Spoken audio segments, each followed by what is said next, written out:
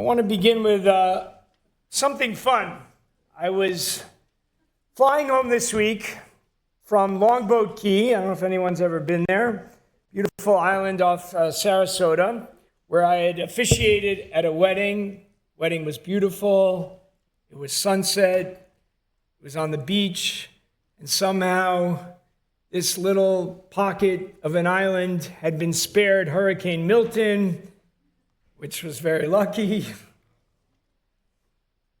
On the plane home, I thought I would, do some working. They're all very excited to tell me you have free Wi-Fi, you can do email and texting, you never have to stop working. It's like, thank you so much. Used to be you were in the air, no one could bother you for a few hours. I put aside my phone and I decided to check out the JetBlue entertainment system and see what they have. I usually have bad luck, and I end up with a movie that I really don't want to see because I don't have my IMDb to check out, like if it's a good movie, and I press something, it's not really worth it, like Dumb and Dumber or something like that. The worst is sometimes I pick a movie and it's good, and like the plane catches up some time, and the next thing I know, it's like the last 20 minutes and they turn it off. That's really annoying. This time I was scrolling through the options and I found the 2019 movie, Just Mercy. And I remembered seeing that book on my dresser with like a stack of a few books, about 98 or so, that I've wanted to read. So I put it on, and for the next 2 hours and 17 minutes, I basically cried.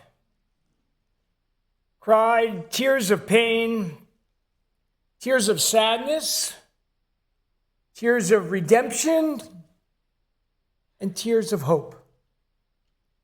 For those of you who have not seen it, you should. The movie's a legal drama based on Bryan Stevenson's memoir, Just Mercy, A Story of Justice and Redemption. And it tells the story of his fight to exonerate American citizens, many of them black men who were wrongfully sent to death row in Alabama for many of them, and they weren't given the fair legal representation, a defense attorney, as is stipulated explicitly in the Sixth Amendment of our Constitution. The movie highlights how blacks are treated, particularly in this country, especially in the 80s in the South, and especially in Alabama. This is something that I saw and learned about on a rabbinic civil rights tour that I took this past March and was privileged really to participate in. There is such deep racism in this country. And as the movie said, blacks are pretty much guilty before they say anything. Driving while black is a real danger that remains with us decades later. One of the lines that stood out about racial injustice that's found in the American criminal legal system, criminal justice system, was watching a prosecutor tell the jury, I could tell he was guilty just by looking at him. Now, set in 1987, the movie follows an inspiring leader, Bryan Stevenson, a Harvard Law graduate, masterfully played by Michael B. Jordan. And Stevenson dedicates his life to defending those wrongfully accused and facing the death penalty, especially poor individuals who couldn't afford even halfway decent legal representation. Stevenson moves to Alabama. He founds the Equal Justice Initiative, EJI, and begins taking on cases of those who had been wrongfully convicted. His first major case involves a man named Walter McMillian, who was played really excellently by Jamie Foxx. In 1986, McMillian was sentenced to death for the murder of Rhonda Morrison, a white woman. Despite having an airtight alibi where dozens of people knew exactly where he was on that day, and there was absolutely no physical evidence linking him to this crime, and he was convicted by the false testimony of a criminal with already a history of lying, he was sentenced to death. His case was marred by racial prejudice and corruption in the justice system. Watching this racism unfold in the movie, I sat there just stunned and saddened.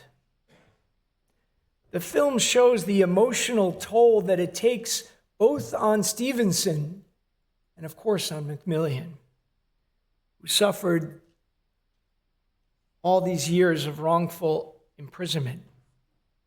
Now, of course, I know, and probably many of you know, that it's there. But then you really feel it.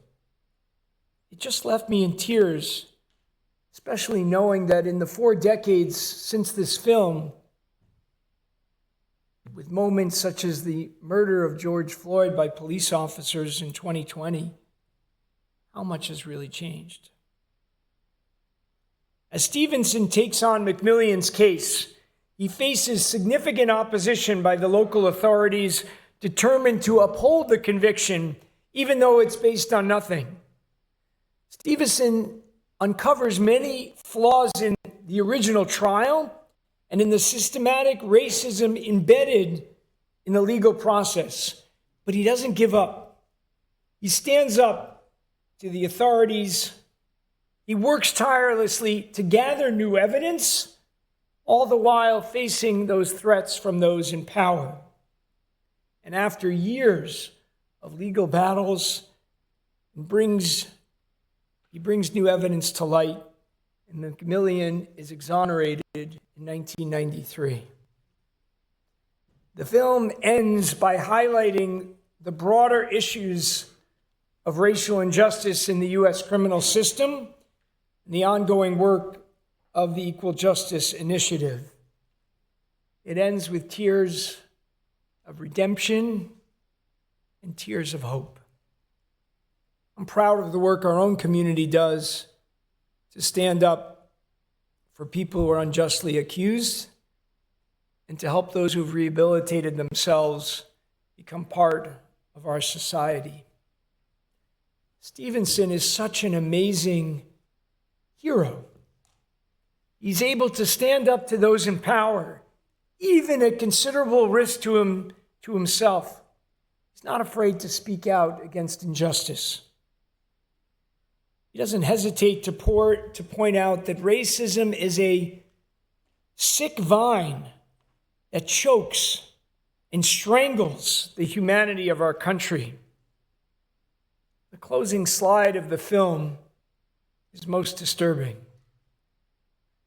It says, quote, "For every 9 people who have been executed in the United States, 1 person on death row has been proven innocent and released. A shocking rate of error."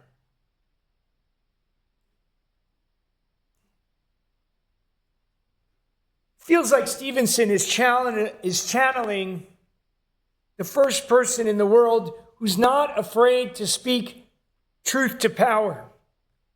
It's our earliest spiritual ancestor, Abraham, who in this morning's Parashat is able to do so. God tells him, interestingly, that the Almighty, that God's decided to punish the people of Sodom and Gomorrah for their immoral behavior. As opposed to the binding of Isaac, which we read at the end of the Parsha, where God says an explicit test, here it's one that's a little bit more implicit. But God says that Abraham is to keep derech Adonai lasot tzedakah u'mishpat, that Abraham is supposed to keep the way of God by doing what is just and right. God says that if Abraham will be a leader by whom others will be blessed, as we learned in last week's Parashat, God is saying, let's see how he handles a morally complicated situation. Unlike some in the film, some of the people here in Sodom and Gomorrah are guilty. They are immoral. And in the world of that time, they deserve a very serious punishment. The Torah states then, Vayigash Avraham.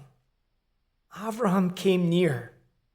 Rashi jumps on this phrase and says that this root, Vayigash, Nun Gimel Shin, Nagash, Yigash, can mean coming close for a number of things.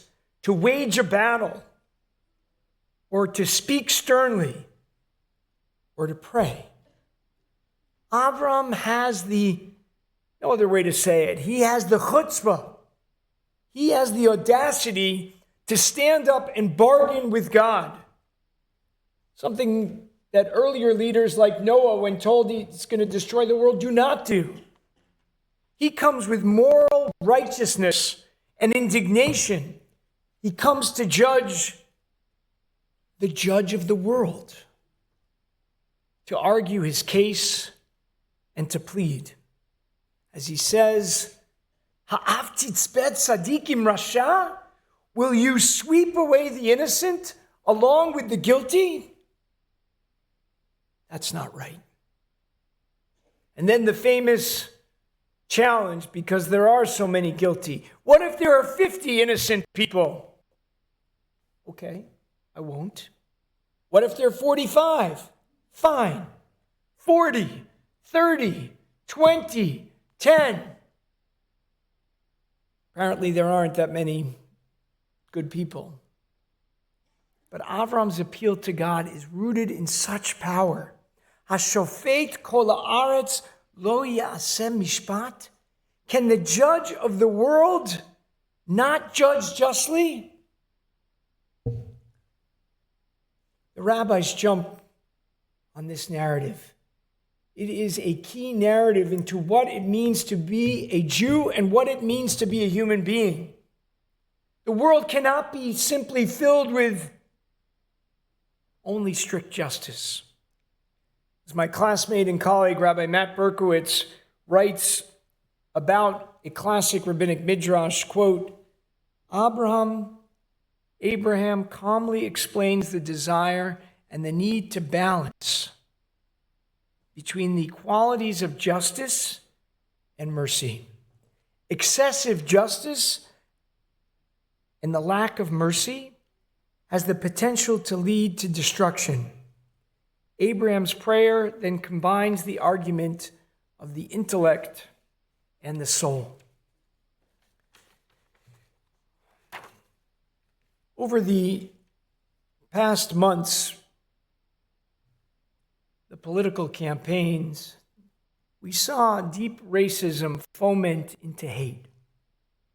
Comments that describe Puerto Rico as an island of garbage and legal Haitian immigrants eating each other's pets are not merely false and hurtful, but they strengthen a racist culture that already exists. The movie Just Mercy reminds us that even the legal system that's supposed to be the last resort for anyone for justice has internalized that system of racism. Now, in the coming time, we will be called up to stand for justice. As I said last week, to stand up for people who are marginalized, like blacks, like immigrants, like LGBTQ people, like women, among others, potentially in a manner not known before. And the question will be, do we have the courage, like Abraham, to stand up? As Brian Stevenson concludes in the film, we need conviction in our hearts. Macmillan taught me how to stay hopeful, because I know that hopelessness is the enemy of justice. Hope allows us to push forward even when the truth is distorted by people in power, he writes. It allows us to stand when they tell us to sit down, to speak when they say, be quiet. Let us know, like Brian Stevenson and like Abraham, when we are called to stand up for justice. Shabbat Shalom.